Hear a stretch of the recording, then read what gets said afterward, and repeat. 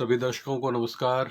हमारे चैनल थार की आवाज़ अजय आप सबके फेवरेट चैनल पर, और इस चैनल के माध्यम से बहुत सारी बातें हम करते हैं हमारे डेली टॉक शो पर, और आप सभी के सहयोग से हमारा ये शो बहुत ज़्यादा पॉपुलर हो रहा है। बहुत सारे लोग, बहुत सारे साथी चैनल से और इस शो से लगातार जुड़ रहे हैं।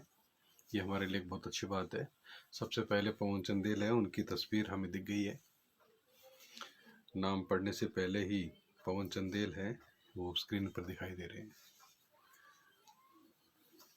नियमित शो, नियमित दर्शक और आप सभी के सहयोग के दम पे मैं और मेरे वरिष्ठ साथी हरिओम जी बहुत सारे मुद्दों पर आपसे बातचीत करते हैं, और ये मुद्दे होते हैं जो आपको और हमको जोड़ के रखते हैं, अपडेट रखते हैं।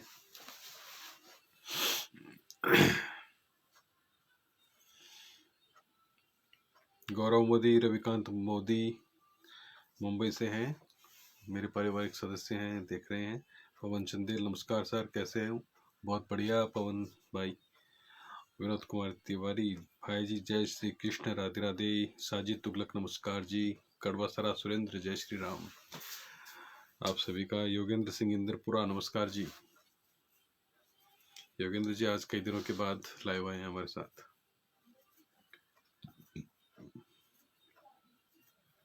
बालकिशन पारिक विसाव से हमारे वरिष्ठ हैं, वो देख रहे हैं, जय श्री बालाजी।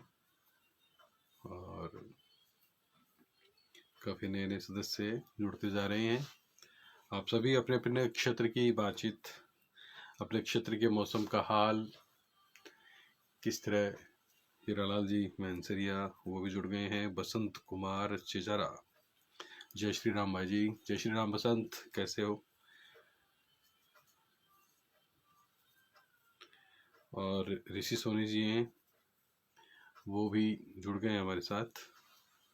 और बस अब इंतज़ार है हरिओम जी भाई साहब का। हीरालाल जी मैनसरिया राम राम कह रहे हैं। राम राम सा क्या हो से थोड़ी सी मैं भी मारवाड़ी में बात कर लूँ, क्योंकि जब हरिओम जी आ जाएगा ना जब, तो फिर तो देखो एकदम बाकी हिसाब से बात करनी पड़ेगी। अली अहमद ओके लिख रहे हैं। आसिफ रायन, ऋषि भाई साहब कह रहे हैं जय श्री राम, जय श्री राम, जय श्री राम। सुभाष चंद्र शर्मा, जय श्री राम और जय श्री श्याम। आप सभी का अभिवादन, नमस्कार, बहुत बहुत स्वागत। और साथियों, मंत्रिमंडल के साथ साथ और भी अन्य बहुत सारी बातें हैं जिनको हम आज आपके साथ शेयर करेंगे। हरिओम जी आ गए हैं। Good evening dear friends. और मैं अब हरिओम जी को जोड़ लेता हूँ लाइव में। हरिओम जी ने आप सभी को नमस्कार कहा है, तो निश्चित रूप से आप सभी भी उनको नमस्कार कहेंगे।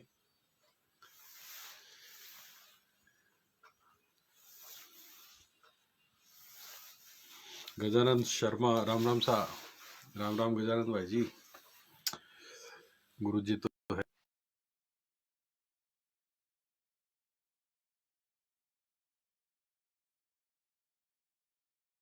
और हरिओम जी भाई साहब, गुड इवनिंग हैं।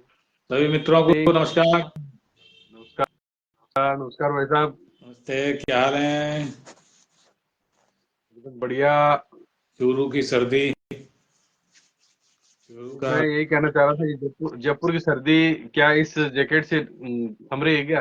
हाँ, जयपुर के लिए ये जैकेट पर्याप्त है, लेकिन चूरू में तो वही दो रजाई वाली सर्दी मैंने महसूस की है।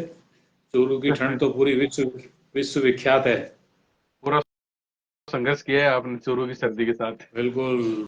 चूरू जब जब जीरो से नीचे जाता है चूरू में टेम्परेचर, तो बिल्कुल धुजने लग जाती है। ये पवन चंदेल आपको नमस्कार कर रहे हैं। गजानंद शर्मा नमस्कार कर रहे हैं। बिल्कुल। और ऋषि सोनी नमस्कार कर रहे हैं। सभी को नमस्ते, सभी मित्रों को सभी को नमस्कार मेरा भी। देखिए, जब तक आप नहीं जुड़ते ना तब तक हमारे दर्शक भी वेट करते रहते हैं कि हरिओम जी जब स्क्रीन पे आएंगे तभी हम भी ऑनलाइन आएंगे। ये सबका स्नेह है, बहुत अच्छी बात है। सब और साथियों से अमर मुखातिब होते हैं, थोड़ा चर्चा होती है, राज्य की होती है, देश की होती है, अपने शेखावाटी की होती है, अपने जिले की होती है, अपने तहसील की होती है। तो ये एक अच्छा एक प्रयास है, सबको अपने बात कहने का और विचार जानने का मौका मिलता है। बहुत अच्छा सिलसिला है और ये जारी रहना चाहिए। सभी मित्रों को इसमें ये और अपनी भागीदारी बढ़ानी चाहिए। सुभाष चंद्र शर्मा कह रहे हैं कि चूरू के लिए यमुना का पानी लाने के मुद्दे को उठाइए जी। आज जो विधायक है वो भी, हरलाल जी काफी सक्रिय नजर आए थे। आज पवन चंदेल लिख रहे हैं, पहला पहला ही उनका एक सार्वजनिक दौरा था। मैंने जी उस जी। पूरी खबर को देखा है और उसको खबर को कवर भी किया है। तो देखिए वो बहुत पानी वाली बात अब काफी हद तक मेरे को लगता है कि बहुत पॉजिटिव सकारात्मक संकेत मिल रहे हैं। जो पश्चिम राजस्थान नहर परियोजना, पूर्वी राजस्थान नहर परियोजना, ERCP, eastern Rajasthan canal project को लेकर राजस्थान और मध्य प्रदेश की सरकारों के बीच कुछ सहमति बनी है। और उसका शायद पुनर्समीक्षा उसकी हो रही है, समझौते की। और उस प्रोजेक्ट को लागू करने के बारे में गंभीरता से केंद्र सरकार के हस्तक्षेप से चर्चा का सिलसिला शुरू हुआ है। तो मुझे लगता है कि उसमें जितने भी बांध और बैराज जो बनाए जाएंगे उन पर काम तेजी से आगे बढ़ेगा। और फिर राजस्थान के 13 जिलों को, पूर्वी राजस्थान के 13 जिलों को उससे पानी की आपूर्ति की जाएगी। इससे सिंचाई और पीने के पानी की दोनों की स्थिति में सुधार होगा, ऐसा मेरा मानना है। कांग्रेस के नेता है ना जो प्रदेश उपाध्यक्ष भी है और विधानसभा से चुनाव भी लड़ा था, रफीक मंडेलिया, उन्होंने अपनी हर मीटिंग में इस बार और नहर के पानी का मुद्दा उठाया था। और इसी पे मैंने सवाल किया था हरलाल जी से कि भाई वो तो नहीं जीत पाए, अब आप जीत गए, आपकी सरकार भी बन गई है। तो हरलाल जी ने भी कहा था कि मैं अपने स्तर पे पूरा प्रयास करूंगा कि जो नहर का पानी है वो चूरू तक पहुंचे। क्योंकि इसमें यही बाधा आ रही थी। कांग्रेस इस बात को मुद्दा बनाए हुए थी और प्रयास ये भी किया गया कि एन वक्त तक ईआरसीपी को मुद्दा बनाया गया। और ईआरसीपी का मुद्दा ज़्यादा चला नहीं, क्योंकि उसमें केंद्रीय मंत्री गजेंद्र सिंह शेखावत बार बार राज्य सरकार की कमियां निकालकर उसको उससे दूर होते रहे और सरकार की खामियां गिनाते रहे। लेकिन अब जब अपन देख रहे हैं कि जब डबल इंजन की सरकार बन गई है, केंद्र में सरकार भाजपा की है और राजस्थान में अब भाजपा आ गई है, तो ऐसे में मुझे लगता नहीं कि ईआरसीपी का मुद्दा अब कोई ज़्यादा पेंडिंग रहने वाला है। और सरकार की प्राथमिकता में ये आ चुका है और इस पर काम बहुत जल्दी शुरू होगा। ईसरदा बांध का काम आज मैंने कुछ जगह पढ़ा है इस चीज़ को। सवाई माधोपुर में ईसरदा बांध जो इस प्रोजेक्ट का एक हिस्सा है, उस पर काफ़ी तेज़ी से काम चल रहा है और कई बैराज और जो बनने वाले हैं, कुछ और नहरी सिस्टम डेवलप होना है, उन पर तेज़ी से काम शुरू होगा, ऐसा मुझे प्रतीत होता है। जी, कुछ कमेंट्स मैं पढ़ देता हूँ बीच में। हाजी तुगलक हरिओम जी नमस्कार जी। और हीरालाल मैंसरी है वो, हरिओम भाई जी को नमस्कार मैंसर गांव की तरफ से, राम राम जी। सभी को और नमस्कार। कालूराम मैंसर, हरिओम अंकल जी। उपेंद्र सिंह जय श्री कृष्णा। और ऋषि सोनी कह रहे हैं कि अटल जी के सपने को साकार किया जाए, हर नदी को आपस में जोड़ा जाए। और सुभाष चंद्र शर्मा लिख रहे हैं कि ईआरसीपी से चूरू को तो फायदा नहीं होगा। चूरू को फायदा नहीं होगा, लेकिन चूरू का भी वाटर शेयर जरूर बढ़ेगा। जब और जिलों के 13 जिलों की जलापूर्ति का जो निराकरण होगा, तो चूरू जिले की प्राथमिकताएं अन्य तरीके से पूरी की जाएंगी और निश्चित रूप से चूरू को और झुंझुनू को भी फायदा मिलेगा। मेरे को लगता है झुंझुनू इस प्रोजेक्ट में शायद शामिल है या नहीं, मेरी पूरी जानकारी में नहीं है। लेकिन 13 जिलों में ईस्टर्न पार्ट बहुत बड़ा हिस्सा कवर होने जा रहा है, वो भी हमारे प्रदेश के हिस्सा है। लेकिन मैं ये मानता हूँ कि ये जो पानी को लेकर इतने लंबे समय से जो बातों की जुगाली चल रही थी और कहीं निर्णय की स्थिति में नहीं पहुंच रहे थे, उस काम में प्रगति आई है। चूरू में ऑलरेडी मेरे हिसाब से आपनी योजना, एक बहुत पहले आपनी योजना का पानी सुजानगढ़, चूरू में और शहरों में पहुंचा है। तो मेरे को लगता है कि जो पोंग बांध से या ऊपर से हिमालय का जो पानी जो आ रहा है उसका वाटर शेयर बढ़ेगा, और चूरू की जो पुरानी मांग है तारानगर नौहर को जो के बीच जो नहर का जो मुद्दा है वो भी हल होगा। खुद राजेंद्र राठौड़ और नए जनप्रतिनिधि जिनको हो सकता है नई जिम्मेदारी मिले सरकार में, हरलाल जी इस बारे में और प्रयास करेंगे। चूरू प्यासा नहीं रहेगा, ये मेरा एक भरोसा है, मुझे विश्वास है कि चूरू के नेता बहुत सक्षम है और इसको बहुत अच्छी तरह से इसका पालना करवाएंगे और इसका लाभ मिलेगा। देवेंद्र जोशी लिख रहे हैं कि मंत्रिमंडल की घोषणा में बहुत देरी हो रही है। सोशल इंजीनियरिंग, मतलब जो सोशल इंजीनियरिंग एक बहुत अच्छा शब्द है, उसका इस्तेमाल किया है देवेंद्र भाई ने। वो कह रहे हैं कि वो नहीं बैठ पा रही है, इसलिए मंत्रिमंडल है वो आगे से आगे खिसकता सरकता नजर आ रहा है। बिल्कुल देवेंद्र जी सही कह रहे हैं कि सोशल इंजीनियरिंग के जो फ्रेमवर्क में अभी थोड़ी दिक्कतें आ रही हैं। देखिए, बहुमत में आए सरकार को 25 दिन हो चुके हैं, और दूसरा अपन देखें तो 2 सप्ताह मुख्यमंत्री को शपथ लिए हो चुका है। लेकिन जो अब ये देरी हो रही है उसको लेके कुछ सवाल उठने लगे हैं, और स्वाभाविक भी है, चाहे वो कांग्रेस की बात हो या भाजपा की बात हो। कांग्रेस की सरकार जब बनने में विलंब हुआ था पिछले कार्यकाल में तो भाजपा ने भी बहुत सवाल उठाए थे। अब जब भाजपा इस मामले में पिछड़ती नजर आ रही है, एक ऐसा लग रहा है लोगों को कि निर्णय की स्थिति लग रही है, कहाँ पेच फंसा हुआ है, किन नामों पर सहमति नहीं बन पा रही है। सोशल इंजीनियरिंग का मुद्दा जो है वो कहाँ फिट नहीं बैठ पा रहा है, क्यों इतना विलंब हो रहा है, बड़े नेताओं की जो बड़ी घोषणाएं थी वो क्यों जल्दी वो अपना अंतिम निर्णय तक नहीं पहुंच पा रही है। तो इन सब चीज़ों का वास्तव में एक थोड़ा सा एक जनता में एक अलग संदेश भी जाता है। लेकिन अपन भी बात करते करते पिछले हफ्ते से लगातार ये कर रहे हैं कि चलो आज होगा, कल होगा, परसों होगा, लेकिन टाइम ज़्यादा खिंच रहा है। वो थोड़ा अखरने वाली बात है, आम जन को अखरने वाली बात है। लोगों को इंतजार है, मंत्रिमंडल बनेगा, विभागों का बंटवारा होगा और कार्य सरकार का जो पूरी तरह से पटरी पर आएगा। लेकिन इसमें विलंब अब और ज़्यादा नहीं होना चाहिए, और उम्मीद हम अब भी आज भी अपन यही उम्मीद कर रहे हैं कि बहुत जल्दी ये होने वाला है, जिस तरह से तैयारियां चल रही हैं। लेकिन सिर्फ एक हरी झंडी का इंतजार है, ऊपर से हरी झंडी मिलते ही राजस्थान में सरकार अस्तित्व में आ जाएगी और मंत्रिमंडल बन जाएगा। आज राठौड़ साहब का एक जो बयान आया है मीडिया के सामने कि जो मंत्रिमंडल के गठन की जो प्रसव पीड़ा है वो अब कुछ समय की रही है, और कैसा आकार होगा क्या रहेगा उसके बारे में तो वो कह रहे हैं कि मेरे पास तो कोई अधिकार नहीं है क्योंकि मैं निर्वाचित ही नहीं हुआ। तो नहीं, बिल्कुल, लेकिन देखिए उनका राठौर साहब बहुत मजे हुए खिलाड़ी हैं राजनीति के, और उन्होंने इसको प्रसव पीड़ा जो जो शब्द काम में लिया है, तो लगता है वो अंतिम दौर में है, वो पूरा समय हो चुका है और प्रसव जल्दी होने वाला है। मंत्रिमंडल जल्द हमारे सामने आएगा, और ये उनके कुछ कमेंट्स में देखिए बीच बीच में हमारे साथियों की सहभागिता भी जरूरी है। संगमानंद पत्रकार जी हैं, वो राम राम सा आप दोनों मीडिया एक्सपर्ट्स को। और पवन चंदेल लिख रहे हैं कि मंत्रिमंडल 2024 में ही होगा मुझे लगता है। और साजिद तुगलक लिख रहे हैं, भाजपा के कार्यकर्ता हैं, सुजानगढ़ को नया जिला जो बनाया गया था क्या उसका सीमा ज्ञान हो पाएगा या नहीं। और कृष्णाराम जाट, जय राम राम जी, जय श्री कृष्णा। और देवेंद्र जोशी फिर से लिख रहे हैं कि 2 डिप्टी सीएम बनाने से कैबिनेट राज्य मंत्री और संसदीय सचिव का अनुपात बिगड़ गया है। गृह मंत्रालय, पीडब्ल्यूडी, चिकित्सा और शिक्षा मंत्रालय की मांग पर विवाद हो रहा है। काफी अंदर की बात लेके कह रहे हैं देवेंद्र भाई। और कलराम महर्षि कह रहे हैं श्रेष्ठ में से सर्वश्रेष्ठ ढूंढ रहे हैं। कलराम महर्षि कांग्रेस से जुड़े हुए हैं आजकल, तो वो उनका भी एक व्यंग्य है। उनके कहीं ना कहीं तार जुड़े हुए हैं, जो भीतर उनको भीतर की खबरें मिल रही हैं।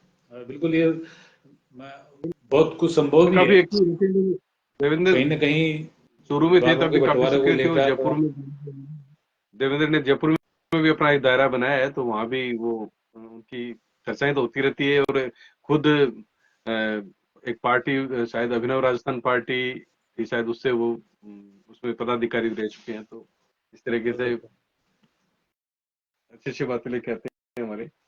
हम ये इस कमेंट पे चर्चा कर लेते हैं। जो साजिद तुगलक कह रहे हैं कि सुजानगढ़ को जो नया जिला सरकार ने जाते जाते जो घोषणा की थी, क्या उसका उस पर कुछ होगा या फिर वो घोषणा ही रह देखिए, जाएगी। जहाँ तक मैं आगामी चुनाव के मद्देनजर देख रहा हूँ जिला निर्वाचन अधिकारियों की कार्य क्षेत्र और उनके जो अधिकार है चुनाव को लेकर निर्वाचन अधिकारी के रूप में, तो अभी जो नए जिले जो गठित हुए हैं उनका कामकाज पूरी तरह से पटरी पे आने में समय लगेगा, क्योंकि अभी इस चुनाव में भी, विधानसभा चुनाव में भी, जो मौजूदा जो जिले रहे हैं, पिछले जो जिले अस्तित्व में रहे हैं, उनके जिला निर्वाचन अधिकारियों को ही वही दायित्व दिया गया था। उन्हीं ने उससे कार्य को पूरा किया और नए जिलों की कोई उसमें अभी भूमिका स्पष्ट रूप से नजर नहीं आई। तो मुझे लगता नहीं है कि बहुत जल्दी नए जिले अस्तित्व में आएंगे।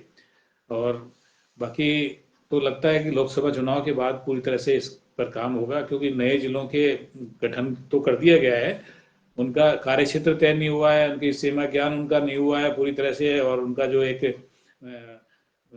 तरह से जो पूरी तरह से जो प्रशासनिक सेटअप जो होता है, प्रशासनिक जो ढांचा होता है, वो विकसित नहीं हुआ है। कहीं भवन की समस्या रहेगी, कहीं अधिकारियों की रहेगी, तो इन सब चीज़ों को लेके अभी वक्त लगने का मुझे पूरा पूरा एक सवाल।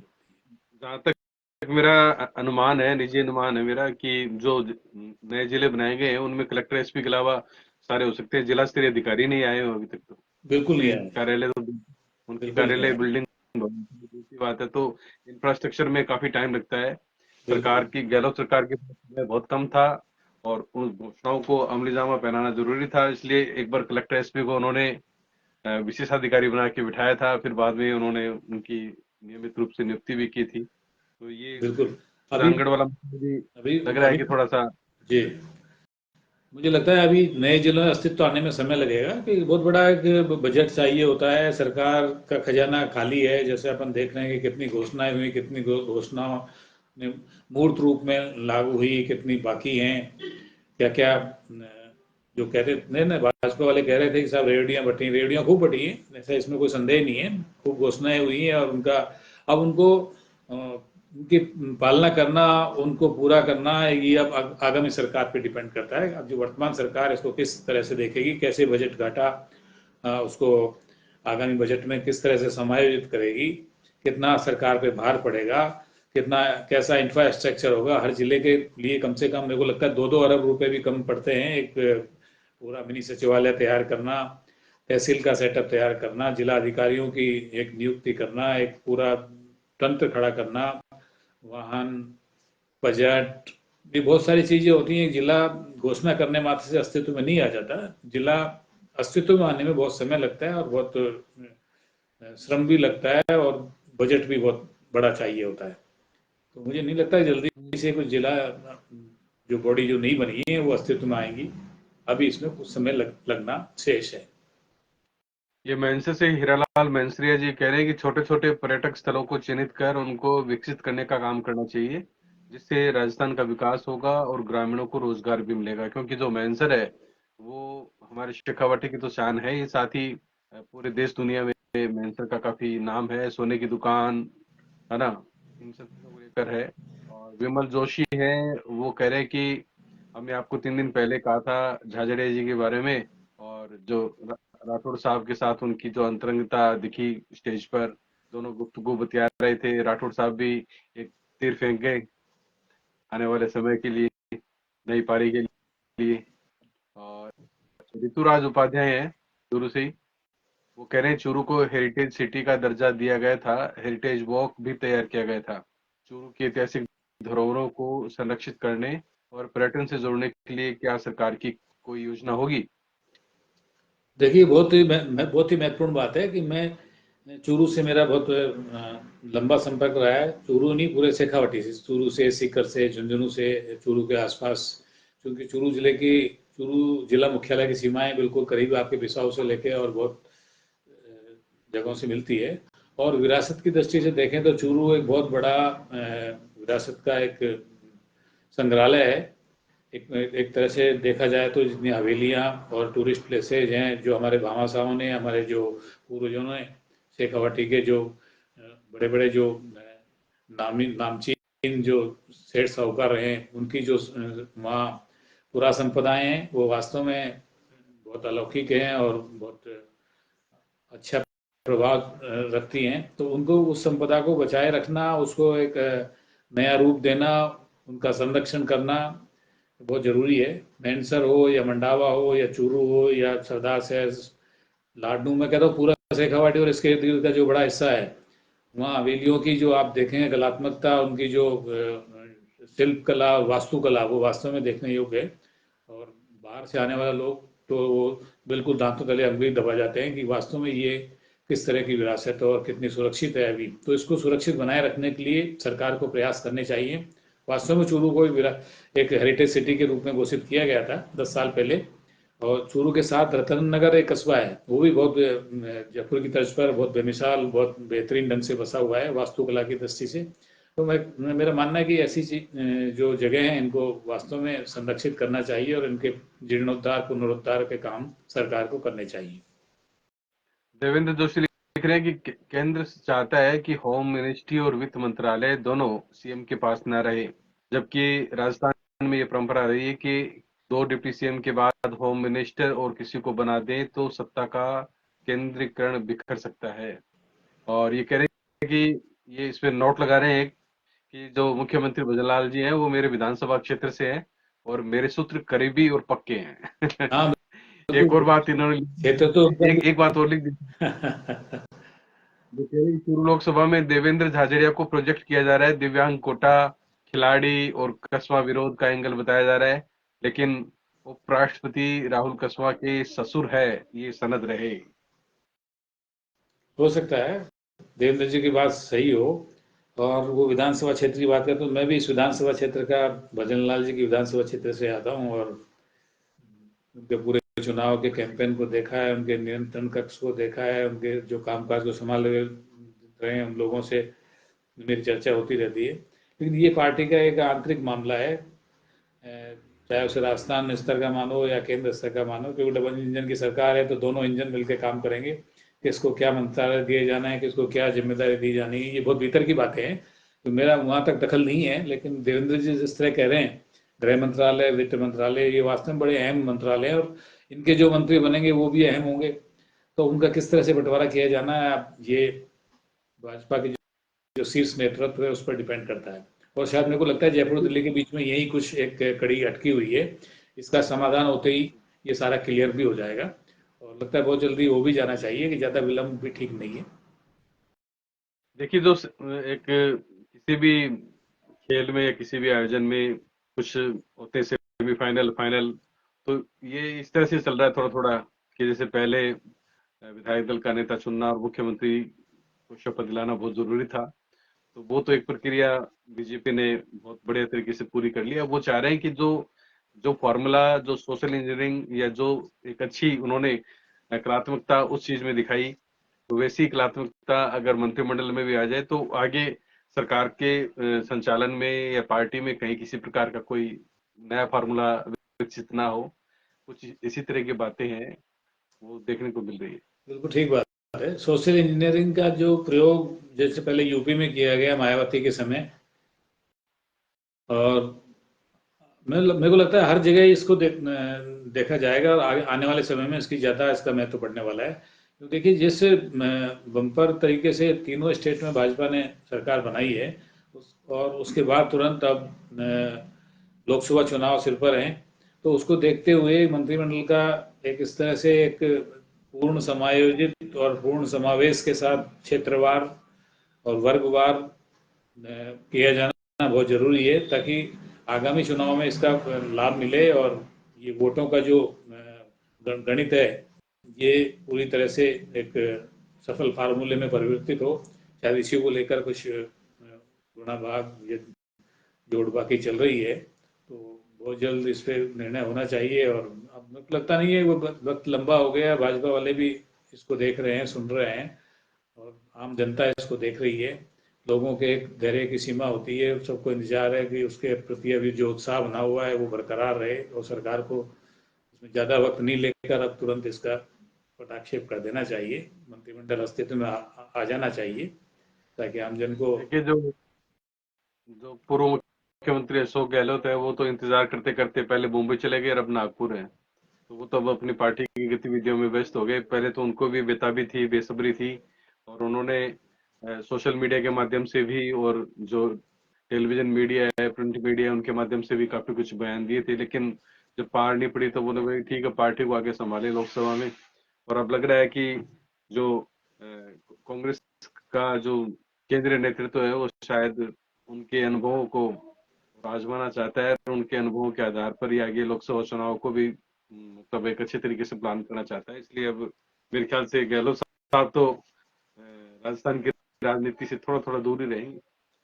नहीं, देखिए, गहलोत साहब मंत्रिमंडल को लेकर पहले टिप्पणी कर चुके हैं कि अगर हम हमारे हमारे समय विलंब हो गया तो भाजपा वाले ये करने लगे थे, हल्ला मचाने लगे थे, शोर करने लगे थे। वो 2-3 बार अपनी भावना व्यक्त कर चुके हैं, योजनाओं को लेकर भी कर चुके हैं, और योजनाओं का जवाब जो नए मुख्यमंत्री हैं वो दे भी चुके हैं।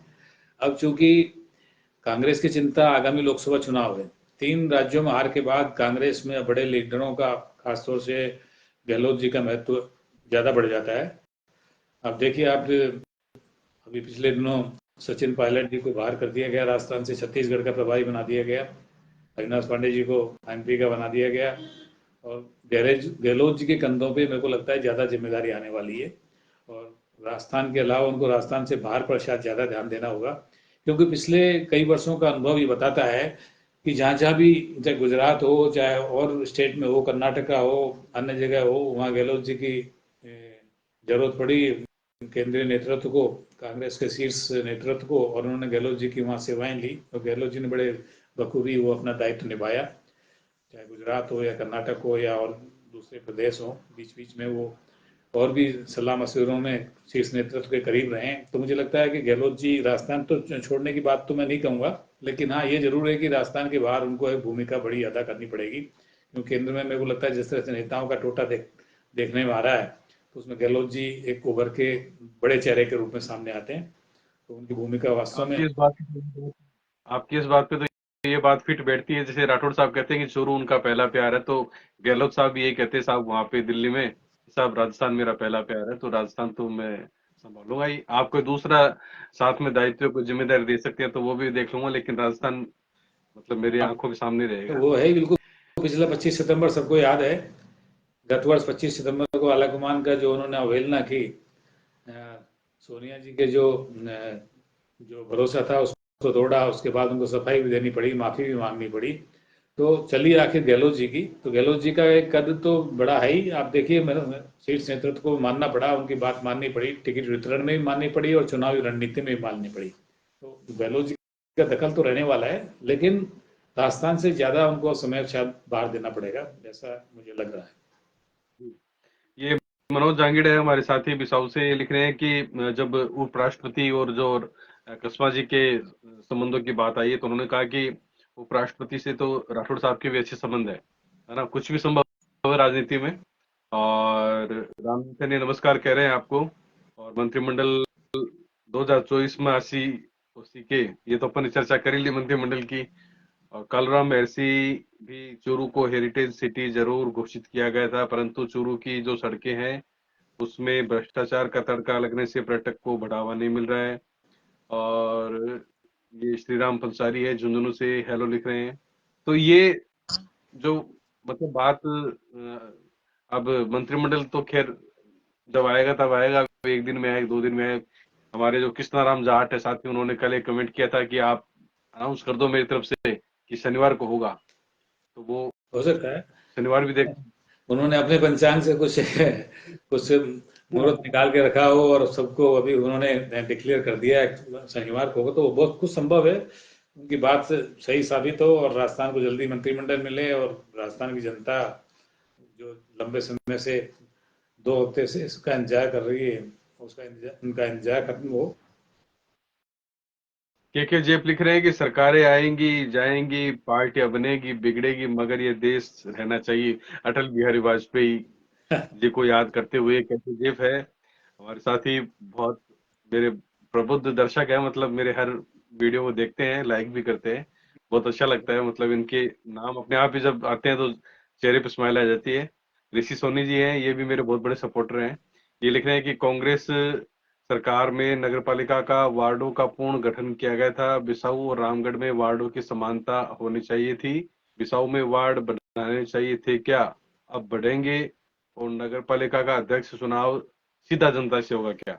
मतलब जो वसुंधरा सरकार ने पिछली बार किया था, चेयरमैन का सीधा चुनाव किया था, क्या इस बार भी जो बीजेपी की सरकार आई है, मुखिया भले ही बदल गए हो, लेकिन ये एक बहुत से लोगों के दिमाग में है कि अब जो 2024 में जो काफी निकायों में चुनाव है जिनमें विसाऊ और चोरू ये सब शामिल है, तो चेयरमैन का सीधा चुनाव होगा क्या? देखिए, ये चेयरमैन के संभव है नई सरकार इस पर पुनर्विचार करे, क्योंकि पिछली सरकार ने कई नियम लागू किए थे। शायद शैक्षिक योग्यता को लेकर भी कुछ उन्होंने मापदंड बनाए थे, और सीधे चेयरमैन का, सभापति का चुनाव और अध्यक्ष का चुनाव कराए गए थे। लेकिन कांग्रेस सरकार के आने के बाद वो सब चीज़ें वापस ले ली गई और उन्होंने अपने हिसाब से अपनी रणनीति बनाई। उसी का नतीजा था कि जयपुर में, जोधपुर में नगर निगमों के 2 हिस्से कर दिए गए, 2-2 नगर निगमें हो गई, वार्डों की संख्या बढ़ी। तो अब ये सारा जो पंचायती राज कहें या स्वायत्त शासी संस्थाएं कहें, इनका जो सीमांकन या पुनर्सीमांकन या इनका जो इनको लेकर चुनाव को जो रणनीति बनाई जानी है, वो अब आगामी सरकार पर डिपेंड करेगी, वो किस तरह से उसको देखते हैं, कैसे हल करते हैं। लेकिन फिलहाल तो हमारे सामने लोकसभा चुनाव है, और इसमें किस तरह से इनको ज़्यादा से ज़्यादा फायदा लेना है, वो तभी संभव है जब मंत्रिमंडल का तुरंत एक निस्तारण हो और मंत्रिमंडल हमारे सामने आए और सरकार पूरी तरह से अपना कामकाज में जुटे, लोगों के वादे पूरे करे और गारंटियों का एक हिसाब दे। जी, गारंटी के बूते पे सरकार आई थी, तो गारंटी है वो इसमें होगी। एडवोकेट सुशील शर्मा टीडीएस से नमस्कार कह रहे हैं, और अब हम सभी दर्शकों को नमस्कार कहेंगे। लगभग 31 मिनट का हमारा शो हो गया है।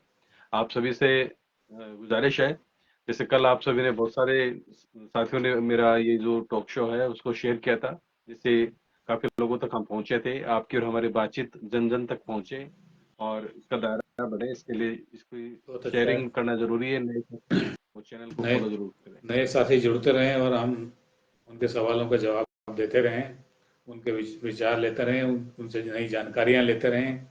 और मैं तो देखिए हर हर बार हर शो में यही प्रयास करता हूँ कि हमारे साथियों के सवाल बड़े सारगर्भित और गंभीर होते हैं, और उनसे बहुत कुछ सीखने को मिलता है। और लगता मैं ऐसा होना चाहिए कि सामने वाले को जवाब देने वाले को कुछ सोचना पड़े, देखना पड़े और अध्ययन करना पड़े और तैयारी के साथ आना पड़े। मैं तो यही चाहूँगा कि आप लोग इसी ऊर्जा के साथ बने रहें और इस शो को निरंतर आपकी उपस्थिति रहे, ये मेरी शुभकामनाएं हैं। सभी साथियों को नमस्कार। सभी साथियों नमस्कार, और मेरे स्पेशल गेस्ट बड़े भाई साहब हरिओम जी, आपका भी बहुत बहुत आभार। धन्यवाद, बहुत शुक्रिया। पूरी तैयारी के साथ और पूरे जिंदा दिली के साथ आप प्रोग्राम को प्रस्तुत करते हैं, बहुत अच्छा लगता है। और इसी दम पर हम भी नियमित रूप से इस कार्यक्रम को आगे बढ़ा रहे हैं। और आप सभी साथियों को बहुत बहुत धन्यवाद। भाई साहब आपका भी बहुत बहुत थैंक यू। शुक्रिया, धन्यवाद सभी को। शुभ रात्रि। थैंक यू मित्रों।